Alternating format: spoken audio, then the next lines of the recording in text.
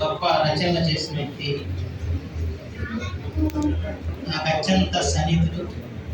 కానీ చాలా సంవత్సరాల తర్వాత ఈ రోజు నాకు కలుసుకునే అవకాశం వల్ల ఈ వేదిక వారి శ్రీమతి రత్నప్రభ గారు కర్ణాటకలో చీఫ్ సెక్రటరీ కూడా పనిచేశారు. మా నాన్నగారు మత్స్యశాఖ మంత్రిగా పనిచేసినప్పుడు వారి మామగారు చంద్రయ్య గారు ఆయన మత్స్యశాఖ డైరెక్టర్ ఉంటారు. అప్పుడు కేరళ కూడా వెళ్ళిన వారికి అప్పటి నుంచి మా చిన్నప్పటి పరిచయం. కానీ విద్యాసాగర్ గారు అక్కడ పరిపాలన రంగంలో, ఇటు సాహిత్య రంగంలో రెండింటి కూడా సభ్యసేట వారి ఈరోజు ఈ సభకు రావడం చాలా ఆనందమైన విషయం. అలా ఈరోజు ఇక్కడ 2 పుస్తకాలు మనం ఆవిష్కరించిన శ్రీ ఎంవి రామరెడ్డి గారి రామరెడ్డి గారి నుంచి కథకుడు, విమర్శకుడు, సాహిత్యవేత్త కాకుండా ఆస్ట్రేలియా దేశంలో ప్రపంచ తెలుగు మహాసభ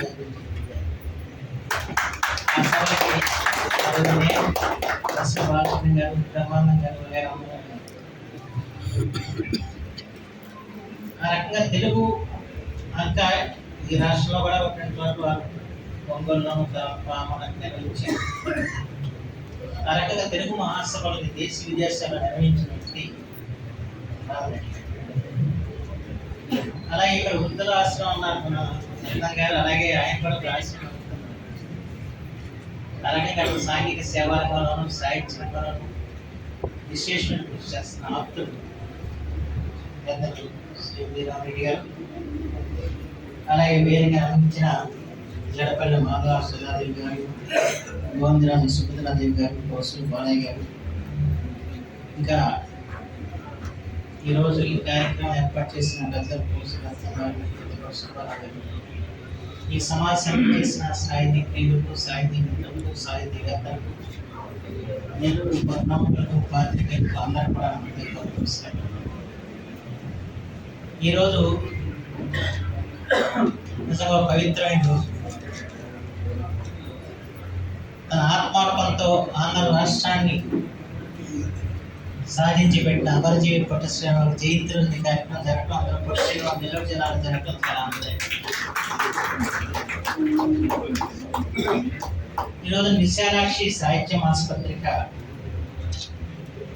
వారు ఈ కథల పోటీలు నిర్వహించి కవితలు వాటికి ఈ రోజున పురస్కారం అందించే కార్యక్రమం ఏర్పాటు చేయడం చాలా ఆనందం.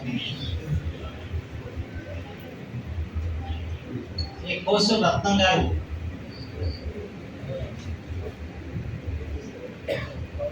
విశాలాక్షి అనాథ శరణాలయం దాదాపు వికలాంగులకి, వృద్ధులకి వికలాంగులకి వారు చేస్తున్న విశిష్టమైన సేవలు మనం గుర్తించకపోయినా అంతర్జాతీయంగా గుర్తింపున్నారు. ఇటీవలే ఇండోనేషియా కూడా వారిని గుర్తించి వారిని గౌరవించి, అంతకాలం దుబాయ్, ఇతర దేశాల్లో కూడా వారు గుర్తింపు పొందారు. ఈ రోజు నిస్వార్థమైన సేవా నిరతితో పనిచేసే వ్యక్తుల్ని ప్రపంచం గుర్తిస్తుందంటానికి కోసూరు రత్నం గారి జీవితం ఉదాహరణ చెప్పినట్టు వాళ్ళ వృద్ధుల సమస్య చాలా తీవ్రమైంది. ఎందుకంటే కుటుంబ సంబంధాలు రోజు రోజుకి పరిస్థితి, తల్లిదండ్రులని చూడని తరం వాళ్ళు ఏర్పడిన పరిస్థితి, అలాగే దివ్యాంగులకి ఆసరాగా నిలవాల్సిన అవసరం. ఇలాంటి సమయంలో ఒక అద్భుతమైన ఆశ్రమాన్ని నెలకొల్పి వారందరికీ ఆశ్రయం ఇచ్చి, వారందరినీ కూడా పరిపూర్ణమైన ఆరోగ్యవంతులుగా పెట్టుకుని వారి జీవితాలకి వెలుగునిస్తున్న గొప్ప వ్యక్తి. సామాజిక సేవా రంగమే కాకుండా సాహిత్య రంగాన్ని కూడా వారు విశేషమైన సేవలు అందించడం విశాలాక్షి పత్రిక ద్వారా చాలా ఆనందం. నాకు నెల్లూరు అనగానే నాకు ఎక్కువ అభిమానించే వ్యక్తి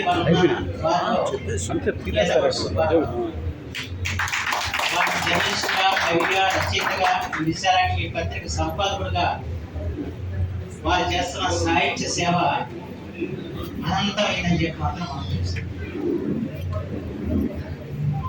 ఈ నెల్లూరు గురించి ఎవరికైనా తెలియాలంటే అది కేవలం మన సుబ్బరాగ రచన ద్వారా తెలుస్తుంది. వారు రచించిన పుస్తకాల గతంలో ఇక్కడ ఆవిష్కరించారు. అలాగే నెల్లూరు సంగతులు కానివ్వండి, నెల్లూరు చరిత్ర కానీ సంబంధించిన విషయాలు వారు రచించిన కాకుండా నెల్లూరు మీద అమితమైన భక్తి ప్రబుద్ధులు కలవారు. నెల్లూరు ప్రాశస్త్యాన్ని ప్రపంచాన్ని చాటాలని చెప్పి తపన పడుతున్న వ్యక్తి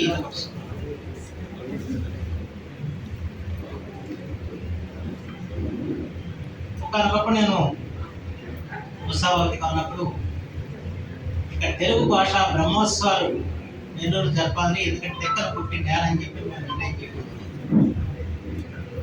ఆ సభలకి ఎస్పీ బాలసుబ్రహ్మణ్యం గారు కూడా వస్తే బాగుంటుందని చెప్పి ఆయనకి నేను ఫోన్ చేస్తే ఆయన ఒక మాట చెప్పాడు. మా నెల్లూరులో తిక్కన విగ్రహం నెలకొల్పి ఉత్సవాలు జరపడింది. వెంటనే తిక్కన విగ్రహం తయారు చేసి నెల్లూరు పంపించారు. కానీ అది నెల్లూరు ఈనాటి వరకు కూడా ప్రతిష్ఠించవచ్చు కదా. ఎస్పీ బాలసుబ్రహ్మణ్యం గారు మధ్యన చెల్లిపోయారు.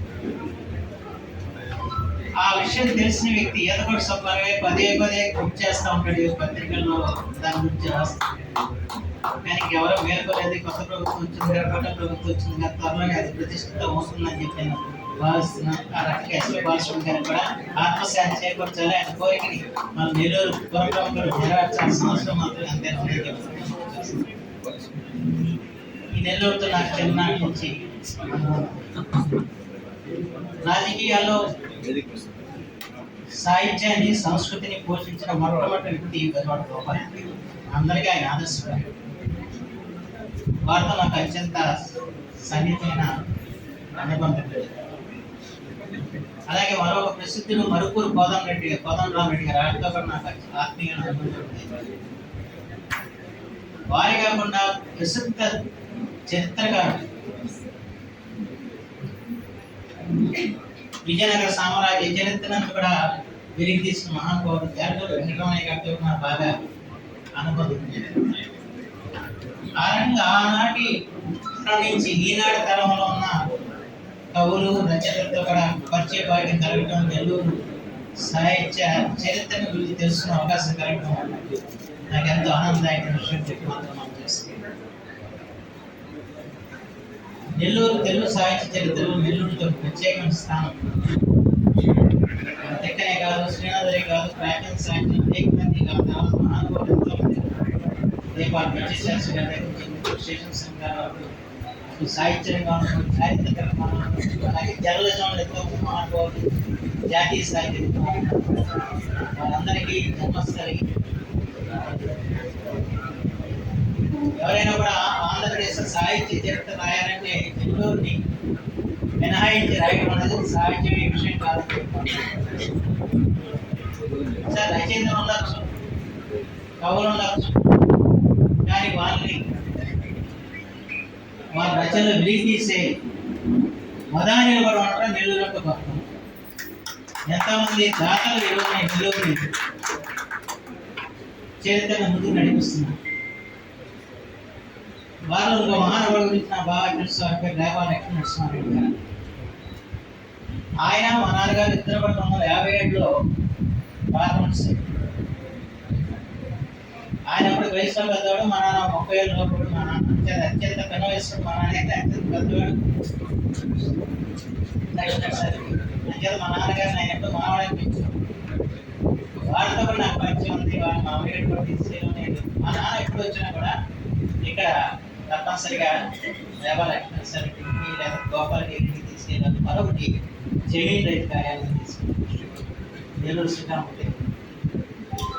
నాకు ఆంధ్రదేశంలో అత్యంత ఇష్టమైన పద్ధతి జమీన్ రైతు. దానికి కారణం ఏంటంటే నెల్లూరు మాండలికలో నడపబడుతున్న ఏకైక ఈ మాండలికాల పేరుతో రాష్ట్ర విభజన అయింది. కానీ ఇవాళ తెలంగాణలో కూడా మాండలికంలో ఏ పత్రిక రాదు. ఆంధ్రదేశంలో మాండలికాల గురించి చాలా సమస్యలు ఉన్నాయి. అది సమస్యగా వాళ్ళు సృష్టిస్తారు తప్ప ఆ మాండలికాన్ని మనం రాతపూర్వకంగా ముందుకు తీసుకెళ్ళడానికి ఆలోచన చేయరు. అలాంటి వారికి దానికి మాత్రం నెల్లూరు మండలికానికి మాత్రం నిలబెడుతున్న పత్రిక మాత్రం జీమెయిల్ అన్నది నాకు ఆ అభిమానమైన విషయం. వారి యొక్క భావజాలంతో నాకు సంబంధం కానివ్వండి, ఆ కథార్థం కానివ్వండి, లేకపోతే ఆ భాషని వాళ్ళు ఉపయోగించే భక్త కానివ్వండి, నా చిన్నటి నుంచి అది జీమెయిల్ చదవకపోతే నాకు ఏదోగా అనిపిస్తుంది. అంటే ఆ అత్యద్భుతమైన శైలి. అలాంటి పత్రికలు నడపడుతున్న నెల్లూరు. దాంతోపాటు ఈరోజు మనకి సాహిత్య ఆసుపత్రి నడపడంటే చాలా కష్టం. భారత లాంటి మహోన్నతమైన పత్రికే వాళ్ళ కనుమరుగైంది. ఆ తర్వాత రామోజీరావు గారి తెలుగు భాషోద్యమం కోసం చెప్పి తెలుగు వెలుగు పత్రికని వారు నిలబెట్టి వారి జీవించుండగానే దాన్ని కూడా మొదలు పరిస్థితి. అలాంటి పరిస్థితుల్లో వాళ్ళ తెలుగు సాహిత్యానికి ఒక పత్రిక అంటూ ఉందంటే అది నెల్లూరు నుంచి విశాలాక్షి పత్రిక. అలాంటి గొప్ప పత్రికని నడుపుతున్నందుకు కోస రత్నం గారికి ఎదురు సుబ్బారావు నేను ప్రతి నెల కూడా చదువుతూ ఉంటాను విశాలాక్షి.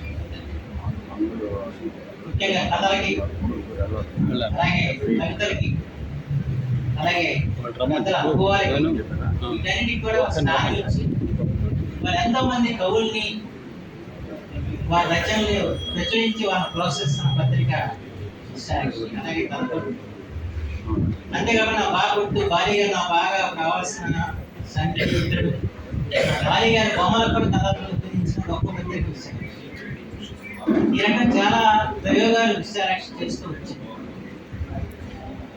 అంతేకాదు వాళ్ళ పోటీలు నిర్వహించి ఆ పోటీల్లో విజేతలకి వాళ్ళ ఈ కార్యక్రమం చేయడం అంటే చాలా సంతోషం.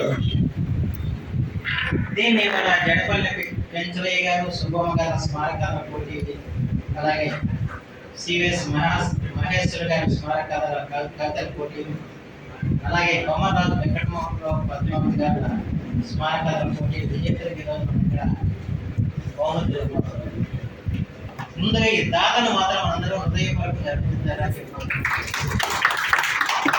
వాళ్ళ తల్లిదండ్రులు పేరు చిరస్థాయిగా నిలబెట్టడానికి ఈ పోటీ వారు నిర్వహించినందుకు వారికి ప్రత్యేకంగా ధన్యవాదాలు. ఎందుకంటే ఈ పోటీ ద్వారా తల్లిదండ్రులు గౌరవం అనే కార్యక్రమం చేయొచ్చు, కానీ ఈ రకమైన పోటీలు నిర్వహించి వారికి శాశ్వత సమకూర్చిన వారి కుటుంబ సభ్యులకి నేను ప్రత్యేకంగా ఈ రోజున ధన్యవాదాలు తెలియజేసుకుంటూ, ఈ రోజున పొట్టి శ్రీరాములు గారి జయంతి 1913లో బాపట్లలో ఆంధ్ర మహాసభ జరిగినప్పుడు ఎందుకు రాష్ట్రం కావాలంటే మా భాషలో మేము పరిపాలన చేసుకోవడానికి, మా భాషలో మేము చదువుకోవడానికి మనకి రాష్ట్రం కావాలన్న ఉద్దేశంతో ఆంధ్రోద్యమం ప్రారంభమైంది. కానీ అది సఫలమైంది ఎప్పుడు? పొట్టి శ్రీరాములు గారి యొక్క ఆత్మార్పణతో ఆంధ్ర రాష్ట్రం ఏర్పడింది. ఆ తర్వాత 1956లో ఆంధ్రప్రదేశ్.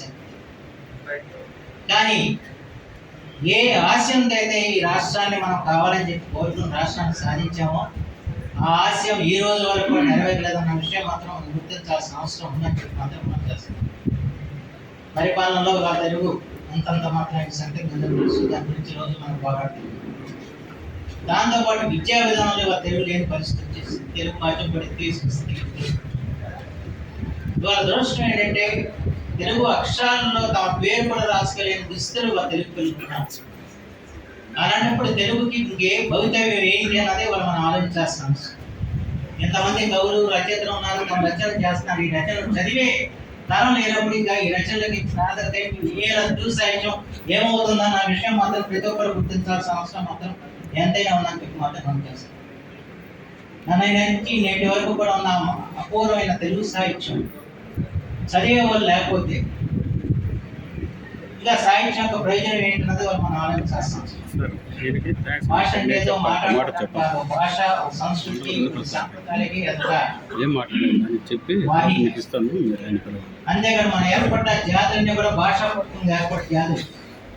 ఎప్పుడైతే భాషను నశిస్తుందో అప్పుడు జాతి నశిస్తున్న సత్యం మాత్రం ప్రతి తెలుగు వాళ్ళు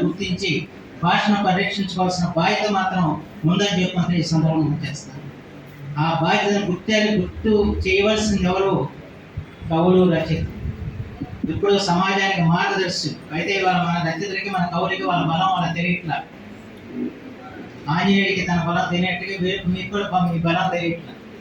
కానీ మీరు ఇవాళ మనకి కందుకూరి వీరేశ్వరం గారు కానివ్వండి, హిందూరామూర్తులు కానివ్వండి, వీరందరూ కూడా ఉపాధ్యాయ వృత్తి నుంచి వచ్చిన వాళ్ళు. అలా ప్రభుత్వాల సహకారాలు లేవు.